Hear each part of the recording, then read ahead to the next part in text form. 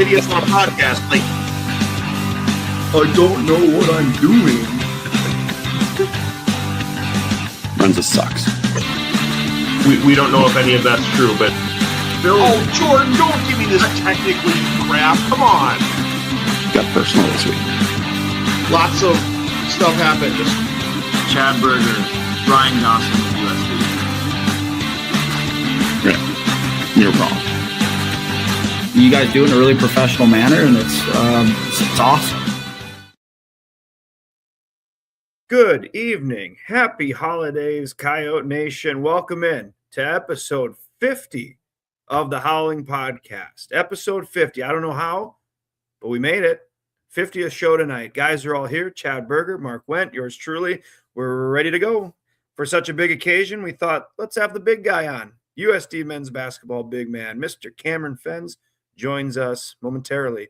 We will recap the week that was in Coyote Athletics, as well as look ahead to a relatively quiet week as finals finish up at the University of South Dakota and the holiday break approaches. As always, we'll end the episode with the eye chart of the week and our DQ player of the week. Some business first. Quick disclaimer. The opinions on this show are Mark, Chad's, and myself. They do not represent USD or USD Athletics. Social channels. You can find us on X at HowlWithUs3. Thanks for those joining tonight via X. You can catch myself at JD605, Mark at WDiamond605, and Chad at Chad Berger, BIRGER, at Chad Berger. On Facebook, you can catch the live stream there. Welcome those joining on Facebook. Just search the Howling Podcast. If you haven't already, please make sure to like and follow our Facebook page. On YouTube, search at the Howling Podcast. Thank you to those joining on YouTube. You are welcome to submit comments, questions for us, questions for Cam, on YouTube, Facebook, X, but search on YouTube at the Howling Podcast. Please smash that subscribe button. Last but not least, Instagram. We're doing our best at _Howling_podcast. That's us on the social channels. As always, tonight's show brought to you by our friends at 19 Brewing Company in Vermilion.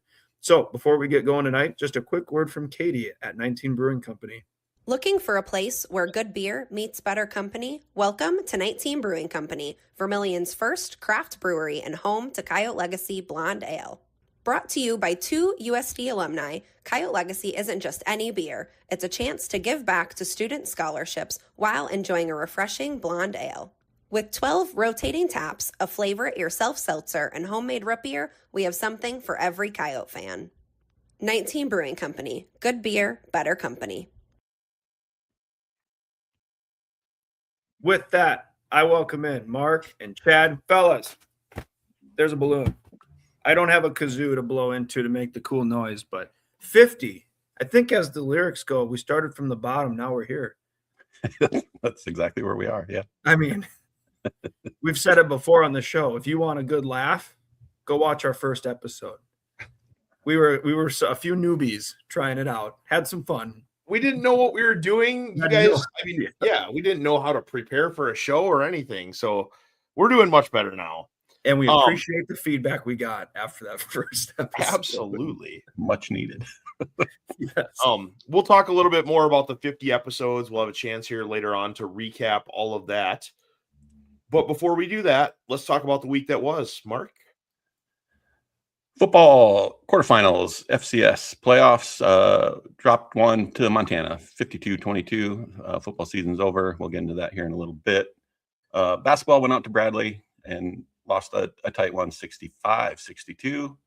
Men's basketball had two games this past week. The first one out in Wyoming at 7,222 feet, which is stupid, and lost that game 106-79, and then bounced back with a win over Prairie View A&M, 97-85. Certain someone had a career high in points and rebounds here. We might get to talk to him.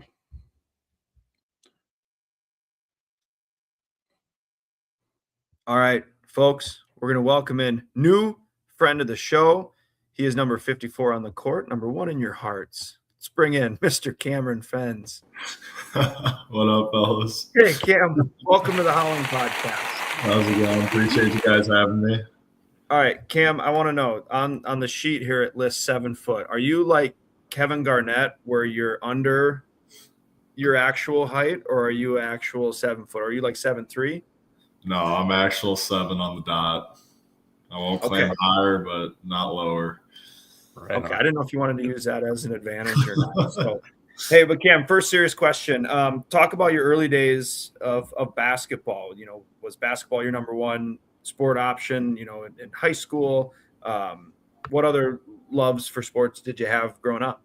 I mean, yeah, growing up, family was definitely, I had an older brother and we were always in athletics. My parents always supported us, and no matter what we wanted to do, their go-to rule was any sport that we did, we were required to do it for a minimum of 2 years, because they always said the first year you're going to suck and you're going to hate it. But then that second year, when you actually get a little bit more practice and start to understand it, that's when it kind of comes to you. And then you can decide from there if you want to keep doing it or not. So growing up, I didn't really have a main sport. I was playing basketball, baseball, football every year throughout middle school. I snowboarded some. Like, I just liked being outdoors and that kind of thing, and playing sports to stay active with friends and stuff. And I wouldn't say it wasn't until high school to where I started to realize that basketball was something that could take me places and things like that. So say late middle school, I started to actually take sports overall more seriously. And then high school was kind of when I realized, all right, basketball is going to be the route that I'm going to take and pursue. Love it. Cameron, what was it like to get recruited to USD, and, you know, how did you end up here? Yeah, so actually out of high school, I got recruited a little bit and came up for a camp and checked out the campus and everything. It wasn't an official visit or anything like that, and saw it and wasn't too sure. And I went and played at another school my first 2 years of college. And then when I hit the transfer portal, when our whole team jumped ship and everything over there went the way it did, USD jumped the gun right away. Coach Peterson reached out to me. He wasn't here when I had came to check out campus before, so he jumped the gun on me, started talking. I came up on an official visit and loved what I saw and thought this could be home for me. Had to be a little bit of a change from Chicago to Vermilion. Change I'm happy I made. Not meant for the big city. You ever been to Lake Zurich?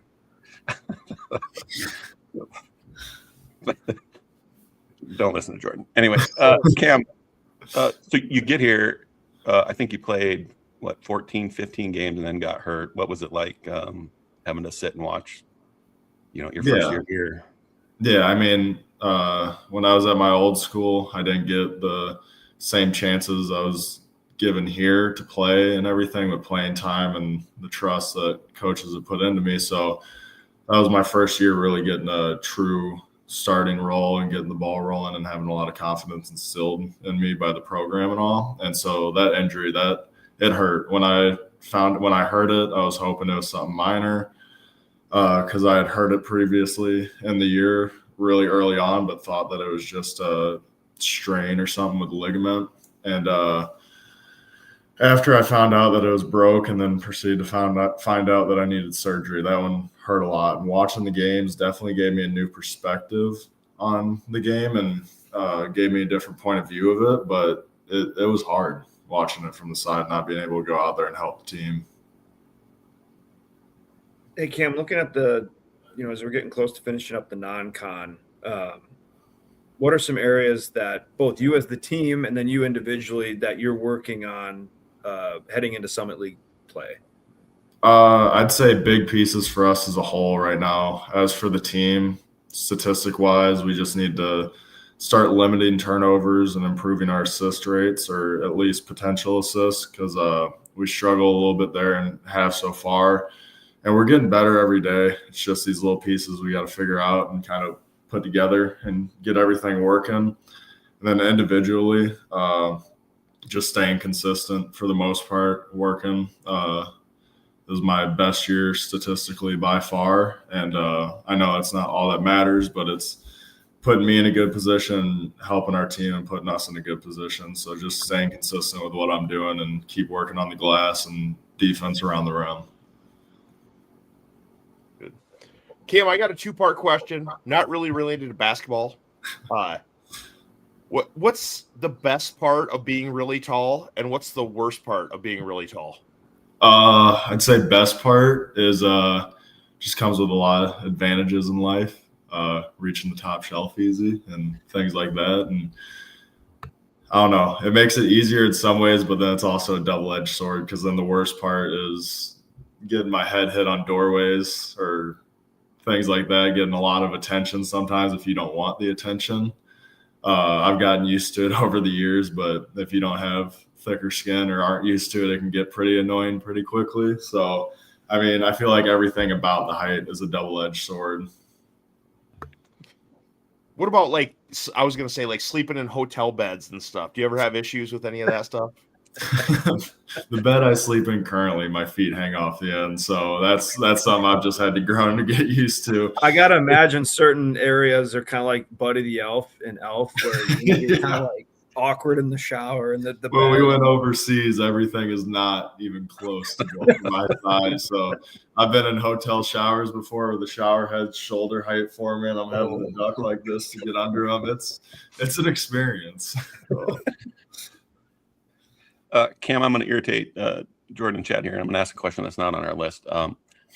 This day and age in college basketball, with the transfer portal and team turnover every year, how hard is it to mesh as a team when it seems like, I mean, we've had some pieces come back, but a lot of new faces every year. How hard is it to get that kind of the team cohesiveness piece? No, it's definitely a challenge. Like, I don't think that we're doing too bad at that right now. I think our team's meshing together really well.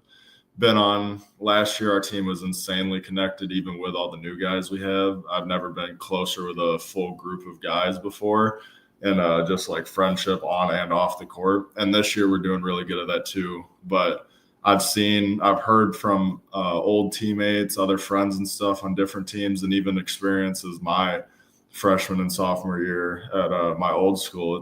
You have a brand new group of guys like that, and some personalities don't click. Certain play styles don't mesh with one another. You might have one person who wants to be the number one scorer on the team, and you got 3 other people on the team that are expecting that too, and it just doesn't work well together. You lead to turnovers, controversy on the team, just a whole ordeal that can really ruin a team that's star-studded with talent. But as long as it doesn't mesh and it's all new people coming in, it just doesn't really matter.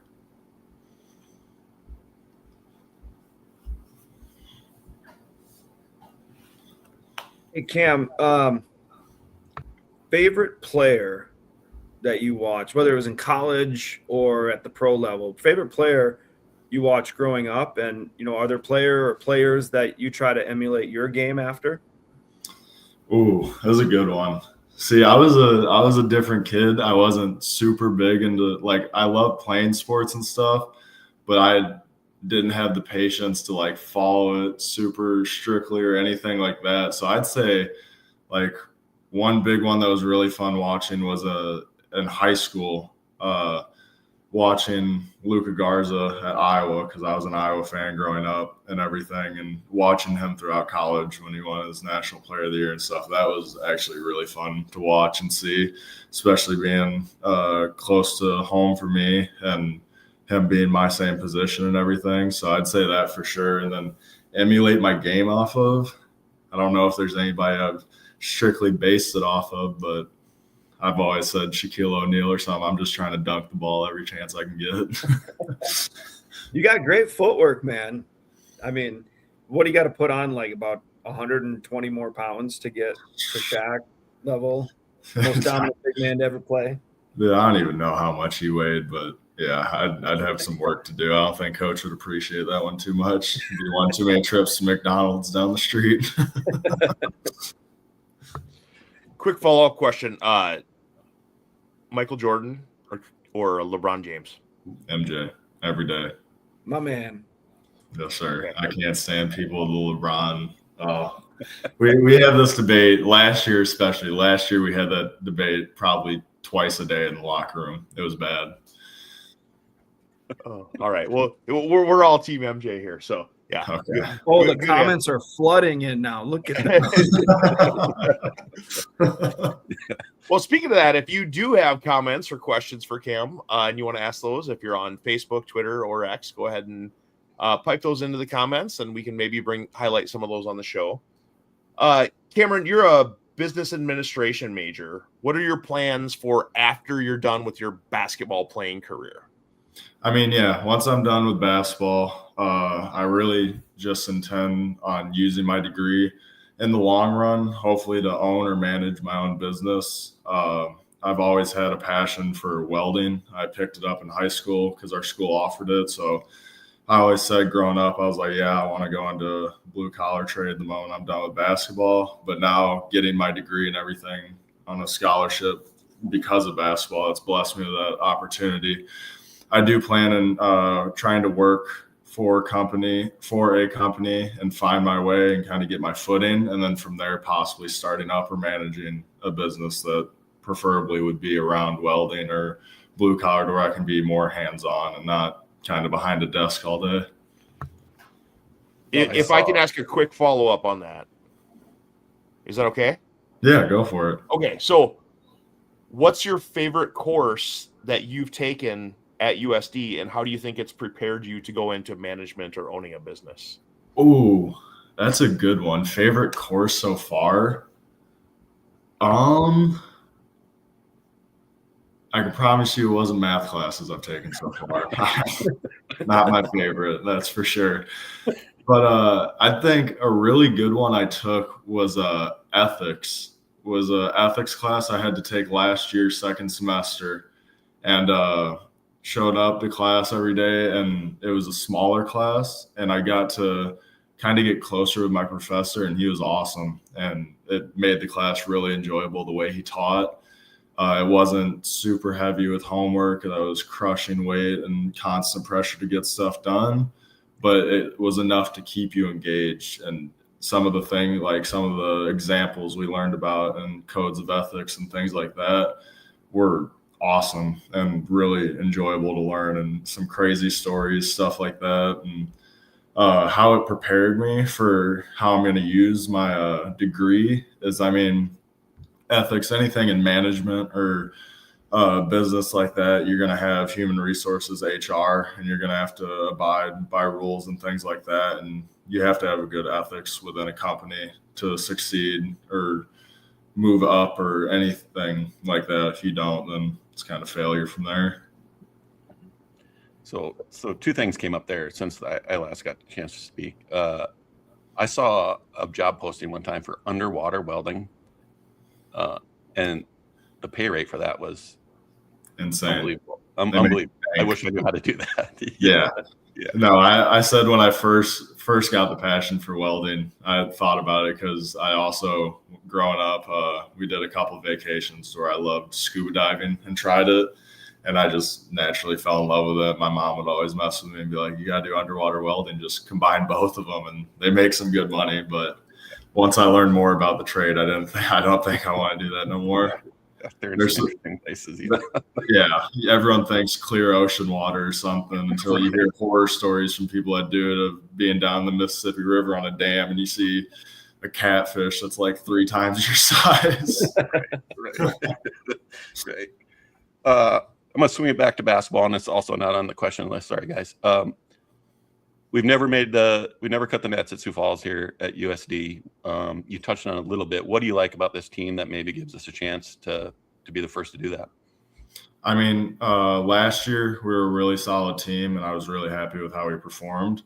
And we lost some major pieces, but I feel like in return from guys that we've added this year, I think we added a lot of athleticism and good fitting pieces for our press that we run the whole game. So our pressure on defense and half-court defense have been outstanding, and I think we have guys that are really good fits for that. And then offensively, I mean, with me and Isaac taking on a bigger role, it's put us in a good spot to be successful on offense. And then we're also bringing in guys that are unselfish with the ball and capable scorers themselves.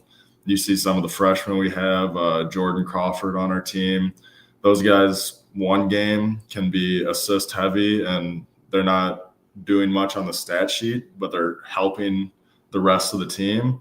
But then any other given game, you look over and they've got double-digit points and have led us to a win.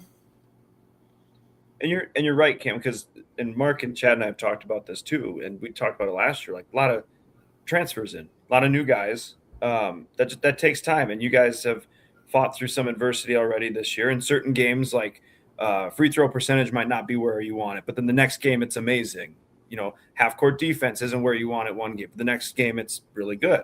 So you guys are learning, and I think folks need to just be patient, not to use the Sixers thing from years ago, but like trusting the process. But like you can see things starting to come together just in time for conference play.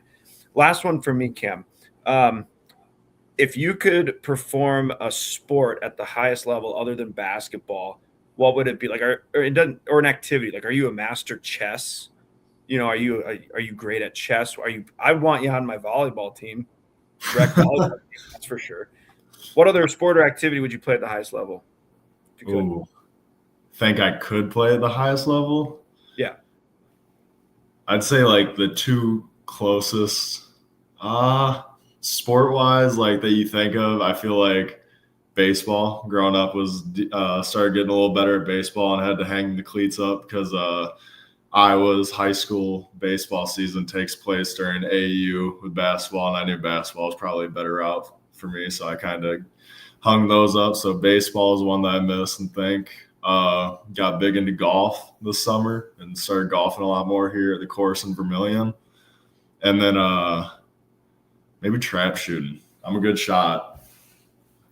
Have you golfed against your coach yet? No, haven't gotten him out there. I played a lot of golf this year for the first time consistently, and it was a lot of fun. We played with a lot of teammates and things like that. But let me know if you ever go up against AD Schemmel. We'll be there, us three. We've heard he's quite the competitor on the. I want to say I may have seen him out on the course before, but I haven't played with him. During the summer, though, there's not much to do, so I was out there almost daily after practices and stuff with that much time in the day. And if John's still listening, hey, Chad, Mark, myself, we're still up for caddying any golf outing. 100%. Yeah. You got one, Chad, or are you good? Yo, you go ahead, Mark. Yeah. So Cam, just really a comment from me. I was talking to Petey after before the Prairie View A&M game, and then he texted me after. I mentioned that we were going to have you on, and then of course you had a career high in points and rebounds. So he suggested maybe this is a weekly deal for you to hop on with us, and we'll keep the thing rolling. Hey, whenever you want me on, I'm not doing too much. You're studying for finals. Yeah. And if you have other teammates that are superstitious, Chad's not superstitious, but if you have other teammates that want to hop on and get like the good vibes going from the show and then having career highs, just let them know. Open invitation to the show. Might have to spread the word in the group chat. Well, thanks so much for joining us tonight, Cameron. We really appreciate it. We're enjoying watching you on the court this season and looking forward to great things from you and the rest of the Yotes the rest of the basketball season. Appreciate you boys having me. Thank you, guys. Good luck Thanks, with your Cam. final, Cam. See you soon. Thank you. All right. Go Yotes. Yes, sir. All right. Well, A+. yeah. We just always have the best guest on here. I don't know if it's like everyone with the Yotes is just amazing. That was fun. A lot of fun. I was kind of hoping he'd say he was actually like 7'2". I thought he was going to do the Kevin Garnett. I'm underlisting myself. Do people get the Kevin Garnett reference, right? Like I'm not just speaking on him. He always listed himself as 6'11", but he was over 7 feet. Yeah. Okay. Moving on. Next. Dairy Queen. Special thanks to Dairy Queen of Vermilion, Hartford, and Del Rapids. Their new holiday treat menu is alive and well. I've had my fair share, embarrassing amounts of it, actually. But holiday nog shake, pretty good. Frosted sugar cookie blizzard, and the new this year, peppermint bark blizzard. Still needing to do the peppermint bark blizzard this year. Yeah. Not much of a peppermint guy, but I'm willing to give it a shot. So special thanks. Go ahead. I like peppermint. I'm just not a big mint and ice cream fan. I don't know what like the combination of the mint with the ice cream is not my thing. Yeah, it's a very cold feeling. Very cold. So special thanks to Dairy Queen of Vermilion, Hartford, and Del Rapids for jumping aboard and being our sponsor of the Player of the Week segment. All right, so we're kind of wrapping up on this. Just a few weeks left to support Aiden Bauman of Alex's Lemonade Stand.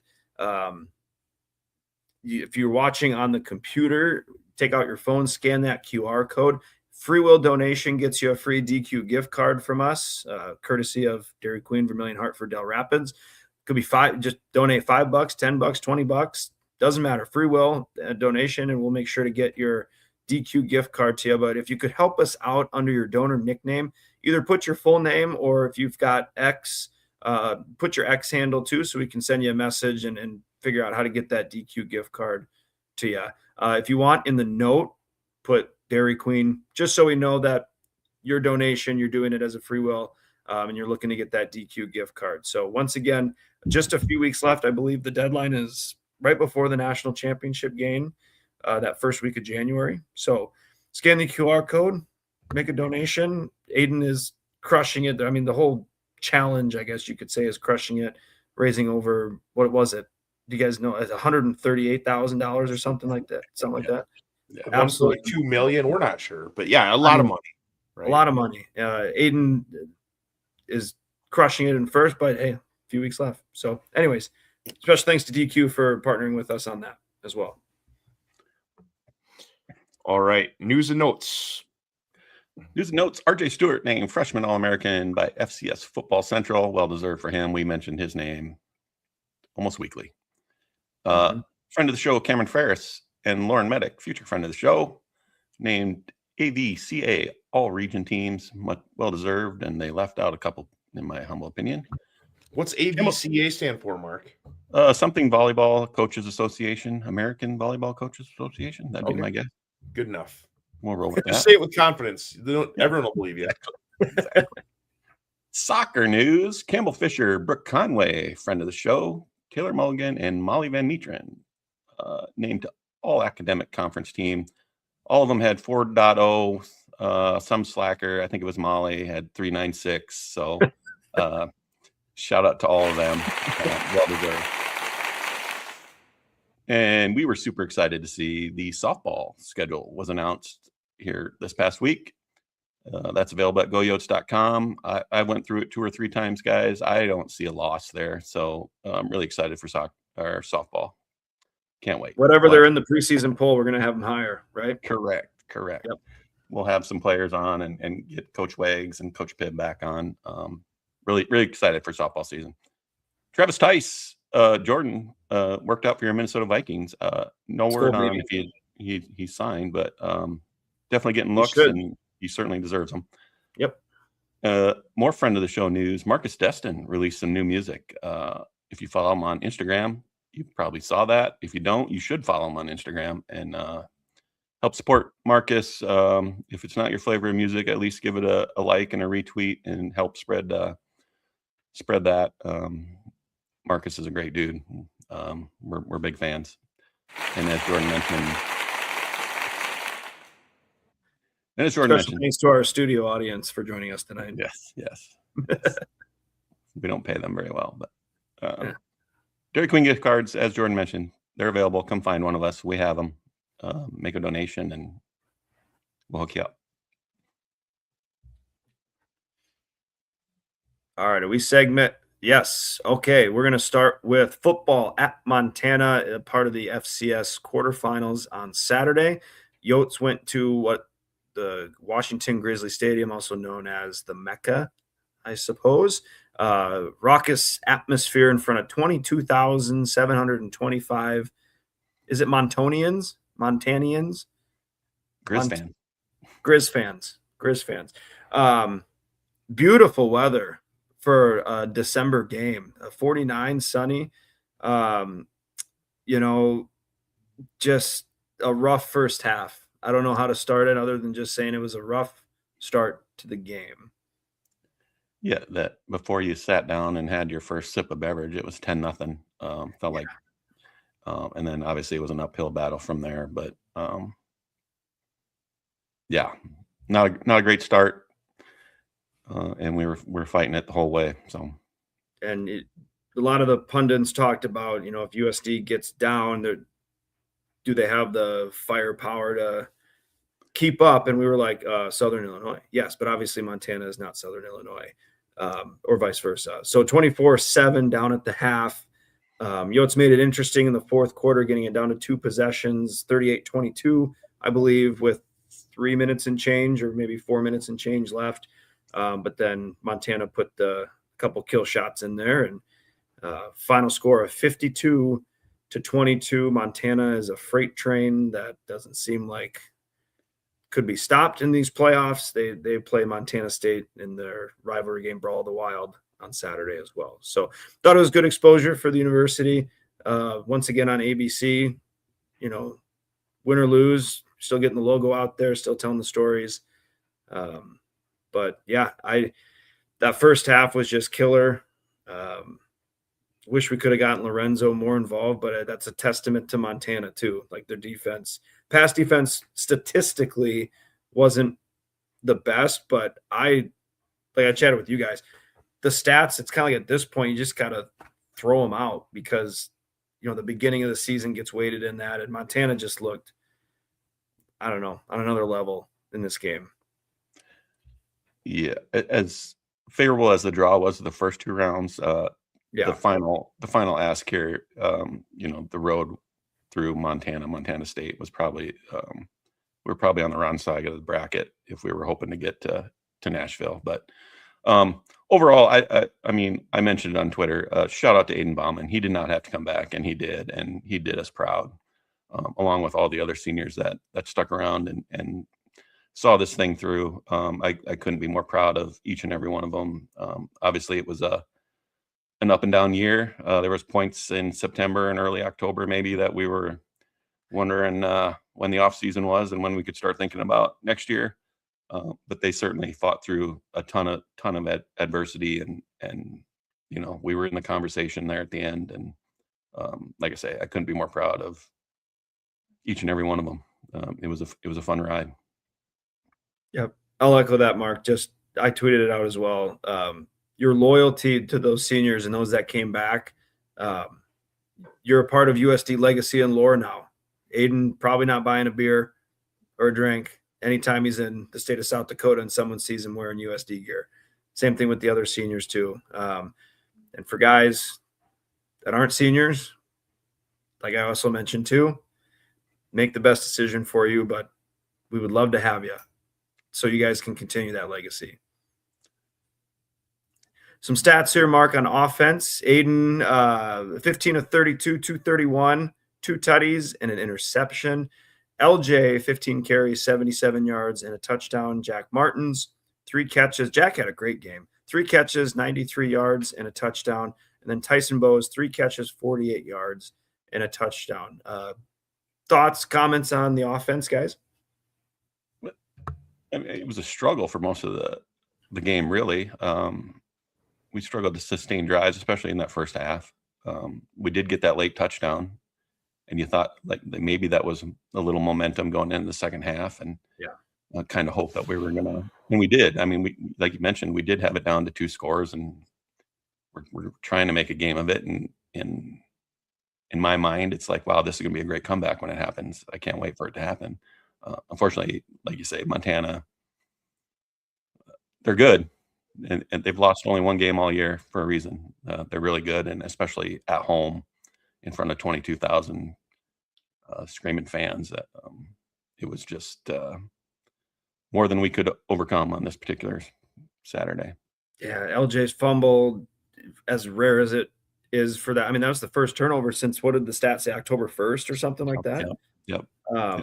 Ill-timed turnover. Then we killed ourselves with some penalties too. The 2 things that we were so good at, the last month and a half or so, and just they caught us. So that's the offense. Defense, Gabe Hartman, 9 tackles, Roman Tillman, 7, tackles. Matt Walsh, 7 tackles as well. And then RJ Stewart had 4 tackles, 2 pass breakups. The only negative thing I could think of on the defense was early on just those missed tackles. And even that 3rd and 20, right? Towards the end with the little trick play. That was the biggest thing that stood out to me, were just some of the early on possessions that we could have gotten some stops, just some missed opportunities. Yeah. And they were on the field a lot in that Yes. first half. Shout out. Yeah. Montana, really good football team. And Yep. my interactions with the Grizz folks on Twitter were all super positive. And, I wish them the best moving forward. Yeah. And I don't know, chances of them listening to this are small, but the ones that posted in the fans group, very hospitable, I guess you could say, very complimentary. So I guess you could say a shout out to the Montana fans that we interacted with. They were great. Yep. Still on my bucket list. I know it's on all of our bucket list to go out there for a game, but on to the off season for football. Well, in season is women's basketball.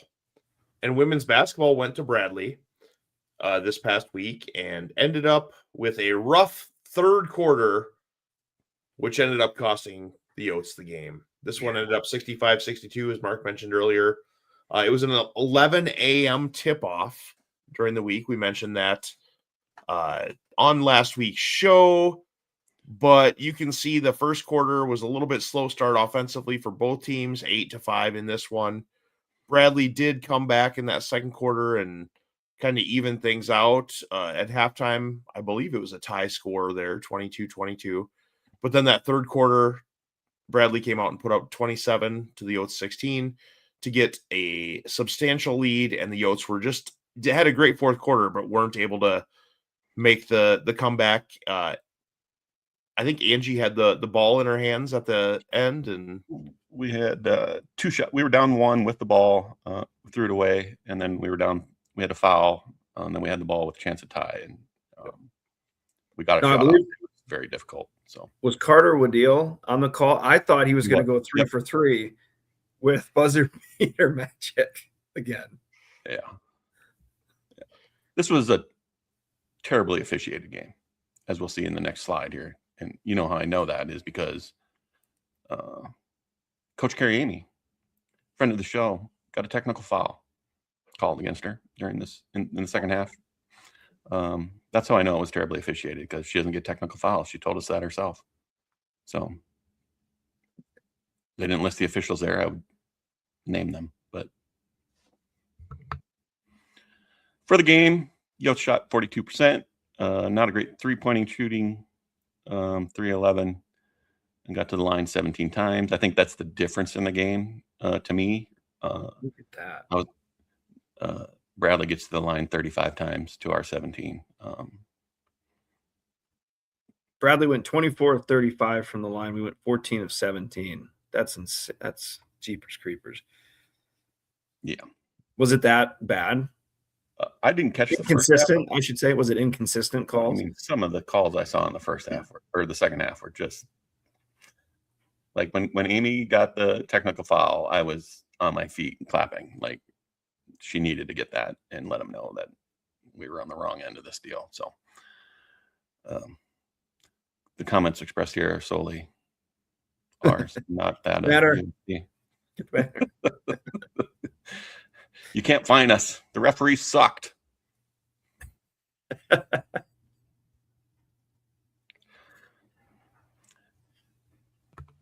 As far as the individual scores here, Tori Schlegel led the Yotes with 14 points. Got 13 from Molly Joyce and 10 from Elise Turabiates in this one. Rebounding wise, the Yotes did a good job. 33 overall rebounds. So a good performance there. Not the 50s and 60s that we've seen earlier this season. Yeah. But still, doing a good job of getting the rebounds. I think the big thing here, if you look at the personal foul column, guys, I mean, Patience Williams fouled out. Elise had 4. Angie had 3 on this one. Tori Schlegel had 3. They were just calling a lot of fouls, and you mentioned the free throw discrepancy on the previous slide, but I think that was a big difference in the game. That's a huge difference. And I can look this up, but Patience, has she fouled out a few times this year, been close to?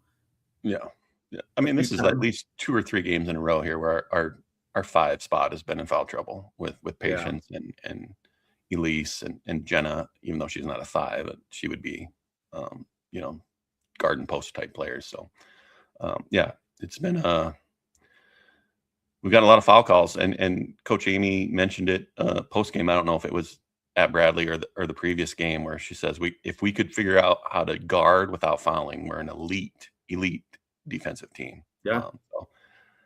Something we'll continue to work on, no doubt. I'm That's still what non-con's for, though. Right. Figuring it out. I'm still pretty stoked with what this team has and where we're at and what we can do. Absolutely. There's some things to iron out here. Yep. What about men's basketball? Let's talk about it. Jordan, you want to take us through this one? Yeah, men's basketball went up to Wyoming. Literally went up to Wyoming. Mark, what's the elevation? 7,222 or 7-2? I think it's 7,220. I believe is what is right under the free throw line there at the stadium there. So to let you know, they put it. Yeah, they put it right up before the free throw there, facing you. Good crowd, 3,600 on hand to watch USD come in to play Wyoming. They dropped this one 106-79.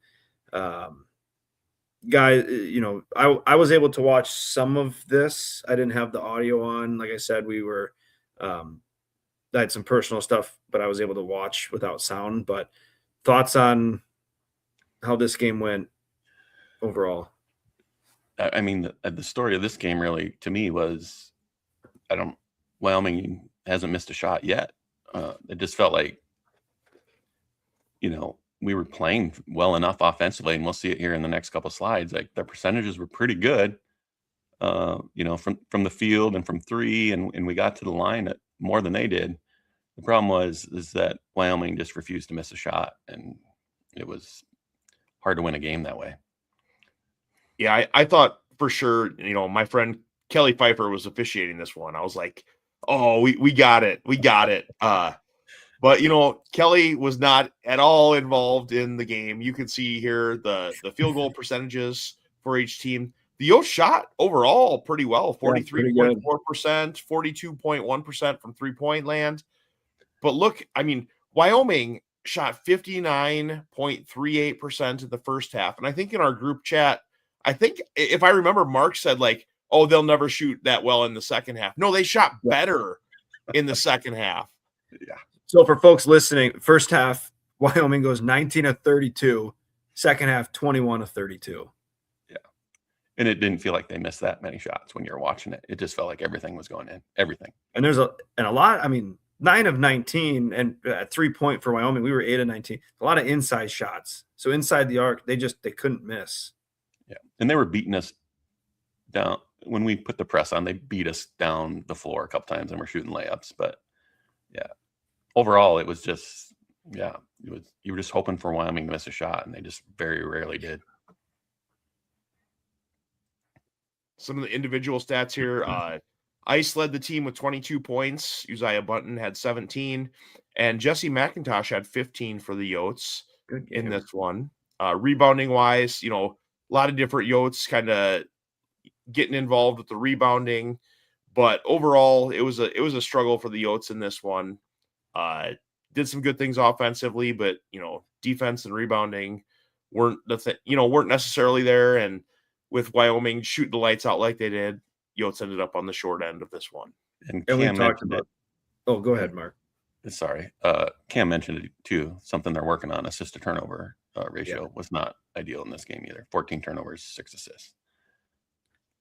That's what I was going to mention. It's like I said, certain things go wrong one game, then they get really good. They fix it the next game. This was one where assist to turnover ratio, not good. All right, we'll go ahead and move on then. Saturday, the Yotes hosted Prairie View A&M at the Sanford Coyotes Sports Center. And this one got off to a big lead at halftime, 54-36, and then we're able to hang on there at the end for the 97-85 victory. Mark, you were there. Comments? Yeah, this was an exciting game, up and down, a lot of scoring, obviously. Yoch shared the ball a lot better, as we'll see here in the next couple slides. We shot the ball really well. We got to the line a lot. And like you say, Chad, we came up to that big lead. I think it was up to close to 20 a number of times. But Prairie View, credit to them, athletic, never gave up, kind of chipped away, and they had it down to 6 in the second half a couple times before we were able to seal the deal. And a new friend of the show, Cameron Fens, had a really good game. His career best in rebounds and points. Sorry, Cam. If there's any other Cams that play for USD, we need to get them as friends We'll of the start show. looking at rosters. The Cam day. A Cam. Yeah. Clip it. No, you're right, though. It looks like, we shot well. Free throws, excellent. I mean, 34-44. I'll take that. Prairie View A&M, 50. They still shot it pretty well, too. 51%, 34-66, 13 of 18 from the line. What's the free throw discrepancy there, Mark? Were they just they were Prairie View probably settled for more jump shots and that type of thing. You know how we play. We're attacking the rim. We're gonna get to the rim. If there's 2 guys in our way or 3 guys in our way, we're getting to the rim. So I think that's probably if we asked the Prairie View A&M coach, he probably would have a totally different answer than that. But we were the aggressors to the rim, I would say. Good. How about scoring wise? XiX Bruns, I don't know how many games in a row now he's been up over 20. He should win some type of award, maybe. Career high 29 for him. And as we mentioned, Cameron Fens, career high in points, 22, and rebounds, 14. Double for him. Bruns, really quick, sorry to interrupt. Bruns has scored over 20 points in 5 straight games. Hot streak. Yeah, he's on a run. Couple other. I was waiting for one of those. What was the sound effect there? It froze. What the heck was that? Uzziah Button had 14, and Jordan Crawford had 12. And then the other thing to mention here, we've mentioned it here, and Cam mentioned it, and we mentioned it on the Wyoming game slide. It's just turnover ratio, much better this game. Yes. 13 turnovers, 12 assists, so much better. 15 offensive boards, too. Yep. Oh, good bounce back win. Needed it. Much needed. Yep. Yes. Yep. Couple of easier ones on the schedule we'll get to, but this was a good home win. Well, guys, you mentioned player of the week. Jordan, tell us about our player of the week. This week's The Howling Podcast Player of the Week, presented by Dairy Queen of Vermilion, Hartford, and Del Rapids, none other than XiX Bruns of USD men's basketball. Stellar week. He had 22 points, as we mentioned, 4 rebounds, 9 of 9 at the line at Wyoming, 29 points, 8 rebounds, 9 of 12 at the line versus Prairie View A&M. A couple other tidbits about XiX. Right now, he's 36th in the nation in points per game, scoring at 19.7. And he has 9th in the country in total points scored. So he scored 217 points. So the Howling Podcast Player of the Week, presented by Dairy Queen, goes to XiX Bruns. Congrats, XiX. And thanks to Dairy Queen for sponsoring this segment of the show. Yeah. Awesome. We'll Great put that graphic out there online. Yep. Congrats, Ice. Fun watching him play. What's coming up this week then, Mark? This week, it's officially basketball season, guys. Men's basketball will host Dakota State on December 17th. My brother's alma mater, Go Yotes, at 7 p.m. And then they'll be at Kansas State. This one, guys, Kansas State's on the struggle bus a little bit. I don't know if you've been paying attention to what's going down that way. I've been saying for a long time that the men's basketball team need a kind of a signature win. This would count. Ripe for the so picking, 11 a.m. Sure feels like it. Brad knew it's alma mater too, so we're coming for your team, Brad. We're gonna knock you off. Yep. Those And bronies down in Manhattan. exactly. And we have a request out to Coach Amy to see if she needs a traveling fan base out in Malibu. Haven't heard back from her yet, but they'll be out there. A couple games, the 17th versus Pepperdine at 8 p.m. and Texas Rio Grande Valley at 6 p.m. On the 18th. Both those games, I think, for sure the first one we know on ESPN Plus, and we believe the second one will be available there as well. But it's a little sketchy when you start clicking around on the schedules to see if that's the case. But a couple good opportunities for the women to bounce back here a little bit too. You guys know the best part? Like, even if you can't find these games on TV, they're all available on the Coyote Sports Network. So, you can always tune in. John Thayer, Jerry Pleshy, they'll get you caught up. You can listen to them paint the picture of what's happening at those games over the airwaves. If you've got the app, you can get. If you don't have the AM radio or anything like that, you can actually pull up the Varsity Network app and pull all of those streams right on your phone.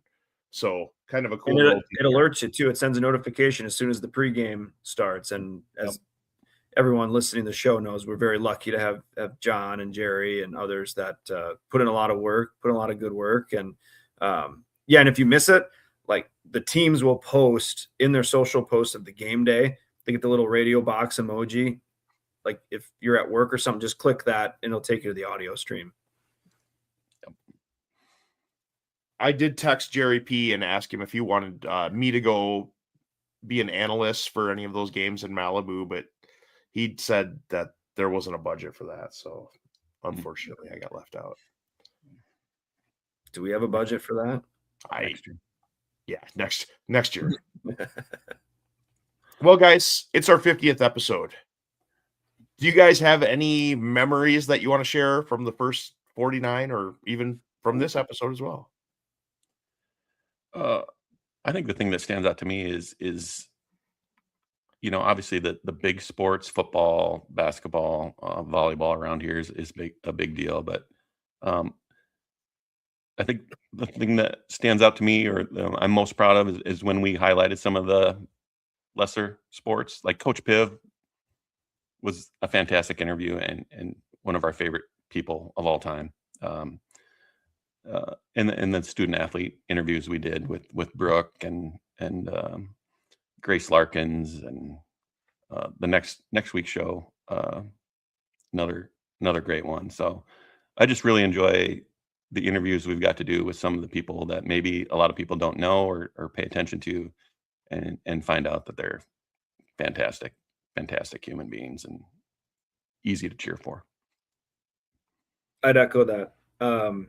It's like the work I do, my favorite part of my job is meeting, students and their families. And that's my favorite part about this show, is meeting student athletes and hearing their story. They get asked a lot of questions, a lot of the same questions throughout their seasons. And my favorite part is getting to ask them the non-traditional ones, the silly ones. And I know I have dumb questions, probably more than Chad and Mark, but what would you want to do otherwise? What we asked Cam, a couple of silly questions tonight. Just those non-traditional ones. That's what I like, because they get a lot of the same questions, rightfully so, throughout the week. And we just want them to relax, have some fun with us. And we want Coyote Nation to get to know them. And as Mark said, not just, the big three of basketball, men's and women's, and football, but swimming and diving, track, tennis, softball, and others, soccer. We want you guys, you fans, to be in the loop of what else is happening at USD. And so that's been my favorite part. Every episode. Yeah. And we've got all kinds of little sorry, Chad. Little goofy clips that have become kind of inside jokes for us. Runza sucks and spelling Chad's last name and Belly button. Yeah. belly button of America. Yeah. Those are great. So sorry, Chad. I was going to say my favorite part of this show, the first 50 episodes, number one, the three of us get to hang out every single week. Okay. Can't find better people or better friends than Mark Wendt and Jordan Decker. You guys are awesome. Number two, the guests, the people that we get to meet and we get to talk to on this show, spectacular. We get to interview people, anyone from the president of the university, the athletic director, the head coaches of certain sports, but we also get to interview special people like Max Burchell, some of the student athletes. We got to interview Marcus Destin on an episode last season. Thomas Jones, the PA announcer, you hear him and you hear his voice every single home game. And we got to talk to him and just fantastic. Jaron Duffy, Morgan Bodie, a student athlete that was on our show, Avery Van Hook, Cam Ferris, some of the soccer player, Brooke Conway. We had Coach Williamson. I feel like I could just go through the list of all the guests and just say how fortunate that I am to be able to sit here every Sunday night and talk to those people. But additionally, I've had people come up to me out in public and they're like, hey, you're that guy from that podcast, or how do I follow your podcast? I had someone come up to me at church today and say, what's the name of your podcast? I'm not even a USD person, but I still want to go out and listen to a couple episodes. And so it's just amazing to be able to get some of those responses from people. And so we're going to keep on doing what we're doing, and hopefully everyone else enjoys it. Yeah. And a special shout out to one of the OG guests and contributors, Dr. O. On the couch. On the couch. That segment. If you want some laughs of Photoshop pictures, just of me laying on a couch. There you go. It's funny because I was at a meeting with Tanner last week, friend of the show, Tanner Peterson, and he was talking about the work that he does and everything. He's like, we don't have people like lay on the couch or whatever, and I was like, well, Dr. O does that with Jordan, so that. I don't know if I want to go to a counselor that doesn't have a couch. Like, I don't want to sit. I sit at a chair at work. I'm here to relax. Give me on one of those like ergonomic, the wavy ones. Yeah. Well, we've had a blast doing this, and hopefully you enjoy watching us. But to wrap up our show, we've always got this special segment. So, and now.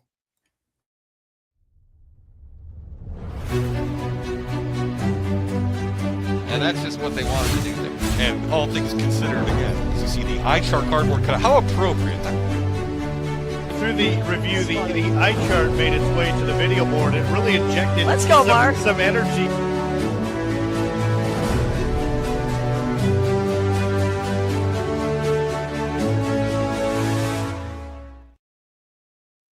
Our own Mark Wendt is famous for holding up that iChart at men's and women's basketball games when officials make questionable calls. We give our iChart of the week moment to each week to questionable calls that either happen during games or in life. And so we can review the winners from last week and see that the fan submission of John Thayer ended up winning 37.4% of 37,455 votes. Wow. Dr. Pepper ball toss due to a little bit of my we'll say it. I was kind of pleading with fans to help me out there. Ended up in second place, followed by College Football Playoff Committee. Should have been last. And then Hotel Scammers. 71.3% of you are dead wrong. But now, I digress. Real quick, guys, I'm money from me and it got last. I don't understand. You guys are haters. I do want to say this is the iChart of the week segment, right? If you add up those percentages, Jordan, do you have a calculator in front of you? Not at all. Okay.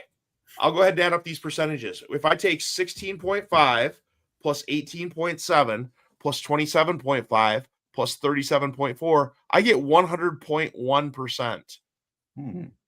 All right. So take one off of John, move it to the College Football Playoff Committee.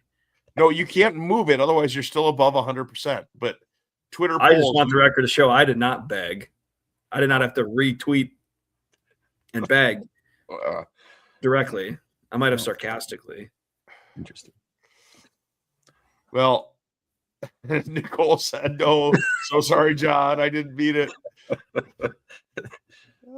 It's much too late for apologies. Yeah. Too late, Nicole. Too late. You've been blocked. What is it? You can't put the toothpaste back in the tube? I mean, all in good fun. John's a good sport. Yep. John. So I guess I got the Dr. Pepper ball toss, so I get to go first. Is that how this works? We don't know how it works anymore. Okay, well, we'll go Your ahead. Your Honor. My eye chart of the week this week goes to the Roosevelt High School pep band. No. I cover high school basketball for a media company, and I actually covered 4 high school games this past weekend, 2 on Friday night, 2 on Saturday at Roosevelt High School. Tremendous environment, both inner city matchups, playing against Jefferson, playing against O'Gorman. And it was an okay environment, but you know what would have made it better? If the home team would have had a pep band at the game. Roosevelt had no band against 2 inner city rivals. Roosevelt needs a pep band at the game. You get my eye chart of the week. I can hear the footsteps coming down for someone defending this. Jordan, you were second. Let's go ahead and go. All right, so I'm going to keep this short because of how long mine went last week. I didn't realize how long it went, but hey, when you get on a topic, you get on a topic. My eye chart of the week goes to Tarleton State football Twitter account, social media admins. If we could put on the screen what I am nominating them for. They claimed that they are the first FCS team since 1993 to make the quarterfinals in its first 2 years of playoff eligibility. As we know, that is false. We destroyed them in the Dome last year in round 2 of the playoffs, 42-31. I said second round. Oh, yeah. No, it's not quarterfinals. I thought that they would maybe have like one of those tiny asterisk things at the bottom. You know, it's like first team undefeated, and then there's like that little tiny joke at the bottom. No, this is serious. How quickly they forgot. But, you know, that's my eye chart. Tarleton State football this week. They only had 2 years to remember, and they failed to do that. That's kind of crazy. Those dollar beers will get to you, I guess. That's a good deal. That's a great deal. Maybe fantastic. I don't know. An idea with. I thought there were 50 states. I don't remember Tarleton being one of them. Mark, you're up.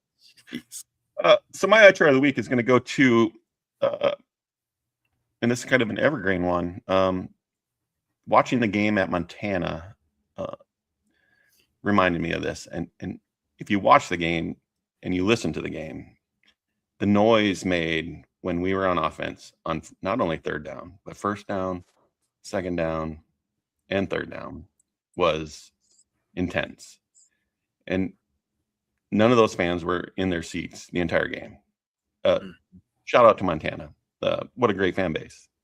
And I tweeted out, like, that's goals. That's what we should be.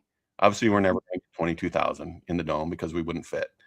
But that should be goals.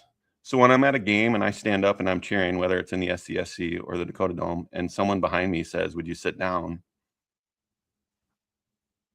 That's not what we need to be doing. We need to be Montana. So my eye chart of the week is going to go to people who insist that I sit down at sporting events. Let's be Montana. That's a great one. It's cheating a little bit. It didn't happen this week, but if I wanted to sit down and sip on something and watch a game, I would have stayed home. I'm paying money to be there. I'm going to be involved in the game, make a difference. And you can't tell me that the crowd at Montana didn't affect the football game. Like, I mean, they obviously did. I don't know. I thought their PA announcer was loud. I thought the band was loud. They might have been piping in extra sound. Yeah. How many? No, it was a fantastic playoff atmosphere. You're 100% right, Mark. Yep.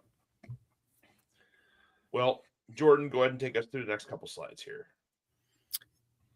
Yeah. So once again, if this time of year, very, very stressful. A lot of stuff happening. If you or anyone need help, South Dakota suicide and crisis lifeline. Dial 988. Call, text, chat. Helplinecenter.org/988. As we've mentioned before as well, reach out to us if you need someone to talk to. But this is a great resource to have. 988. Tough time of year. No judgment, just help. Reach out. There's people to talk to help you out. And then a special thanks to our title sponsor, 19 Brewing Company. This is a long stretch for me. I haven't been there in a while. I haven't been down to Verm too many times recently. But if you're down in Verm, head over to 19 Brewing Company. Excellent beers on tap. Excellent food. Chad, Mark, it's the cheeseburger egg rolls. Egg rolls. Where it's cheeseburger egg rolls. Very much looking forward next time I'm in Vermilion stopping by. But yeah, if you stop by, tell them the Howling Podcast sent you. So thanks, 19 Brewing Company, for being our title sponsor this year. And finally, thank you to our sponsor of the Player of the Week. Again, that went to Isaac Bruns, Dairy Queen, Vermilion, Hartford, Del Rapids. Thanks for hopping on the Howling Podcast train this year and being our new sponsor. And finally, I guess I said finally before, but finally, the Howling Podcast is produced by the one and only Wakanda Peach Company out of Burbank, South Dakota. Wakanda Peach Company, where all your peach dreams come true. That's how we do show 50. Not bad. I'm sure we messed lots of stuff up. We'll try to do better next time. Here's to 50 more. Many, many more. Yeah. Until next time, go Yotes. Go Yotes. Good night, Vermilion.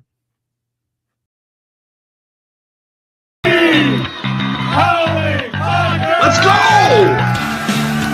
3 idiots on a podcast. Like, I don't know what I'm doing. Runza sucks. We don't know if any of that's true, but Bill. Oh, Jordan, don't give me this technically crap. Come on. Got personal this week. Lots of stuff happened. Chad Berger, Brian Dawson with USB.